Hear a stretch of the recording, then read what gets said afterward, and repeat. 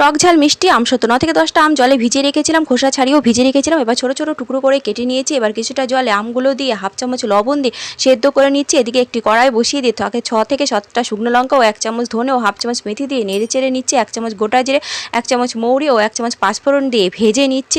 এই ভাজা হয়ে গেছে, এবার নামিয়ে নিয়ে ঠান্ডা করে হামানদিস্তায় দিয়ে দানা দানা করে গুঁড়ো করে নিচ্ছি। গুঁড়ো হয়ে গেছে, এবার আমও সেদ্ধ হয়ে গেছে, জল ঝরিয়ে দিয়ে ছেঁকে নিয়ে গ্যাসে 2 মিনিট রান্না করে দিয়ে দিচ্ছি স্বাদমতো লবণ ও 1 বাটি পরিমাণ চিনি দিয়ে মিশিয়ে নিয়ে 2 মিনিট রান্না করে নিয়ে দিয়ে দিচ্ছি 1 চামচ পরিমাণ সেই ভাজা মশলা দিয়ে নাড়াচাড়া করে 2 থেকে 3 মিনিট রান্না করে একটি বড় থালায় নামিয়ে নিচ্ছি এবং থালাটি নেড়ে নেড়ে সেট করে নিচ্ছি এবং ওপর থেকে দিয়ে দিচ্ছি সেই ভাজা মশলা ছড়িয়ে দিয়ে রোদে রেখে দিচ্ছি। এক রোদেই শুকিয়ে যাবে। এবার রোদ থেকে নিয়ে এসে চাকু দিয়ে লম্বা লম্বা করে কেটে হাত দিয়ে রোল করে নিচ্ছি। ভিডিওটি ভালো লাগলে একটি লাইক করার অনুরোধ রইল। নমস্কার।